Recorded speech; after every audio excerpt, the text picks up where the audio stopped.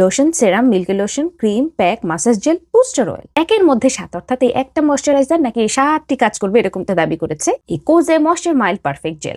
এটা কতটুকু সত্যি সত্যি না সেটা আমি বলি। তার আগে বলি এটা অ্যালকোহল ফ্রি, অর্থাৎ sensitive skin friendly, mineral oil free, fragrance free, colour free. আর এটা নাকি একটা নন স্টিকি ফিলিং দিবে। জাপানিজ প্রোডাক্ট প্যাকেজিং এ অনেক কিছু লেখা থাকে। তার মধ্যে এটাও লেখা ছিল যেটা কিভাবে অ্যাপ্লাই করতে হবে। সেখানে বলা হয়েছে পার্ল সাইজ অ্যামাউন্ট, অর্থাৎ মুক্তার যে আকার থাকে সেই পরিমাণে, অনেকটা আসলে মটর দানার পরিমাণে পি সাইজ অ্যামাউন্টের মতনই। মুক্তা তো বিভিন্ন শেপে এবং সাইজে আসে।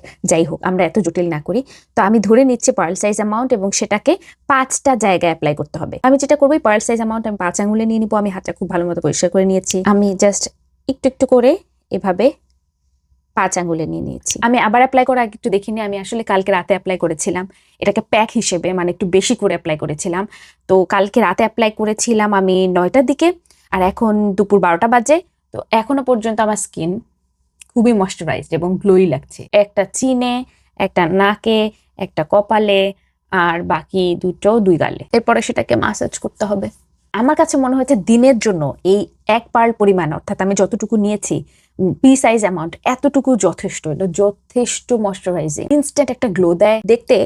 দেখতে এতটা লাইট ওয়েট মনে হলেও এটা কিন্তু বেশ ময়শ্চারাইজিং। তাই এটাকে এটার দাবি অনুযায়ী যদি লোশন হিসেবে অ্যাপ্লাই করতে হয় তাহলে আরো কম পরিমাণে অ্যাপ্লাই করতে হবে। এই হিসেবে এই 1 কৌটা বহুদিন চলার কথা। যে টেকনিক আমি অ্যাপ্লাই করলাম, আমরা কিন্তু নর্মালি ময়শ্চারাইজার এইভাবে অ্যাপ্লাই করি, জাস্ট ড্রামাটিক্যালি আর কি তারা ইনস্ট্রাকশন দিয়েছে।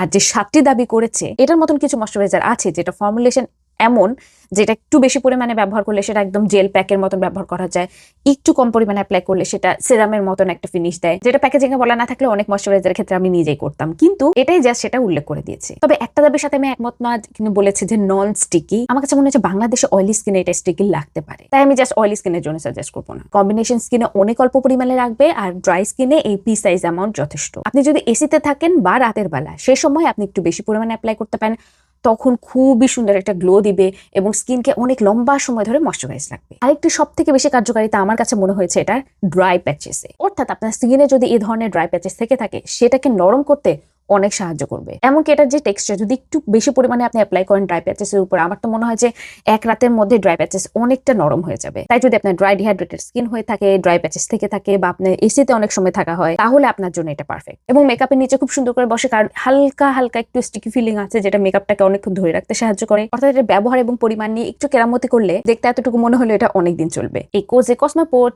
ময়েশ্চার মাইল্ড পারফেক্ট জেলটি আপনারা পেয়ে যাবেন গ্লো মেকার ওয়েবসাইট এবং ফেসবুক পেজে।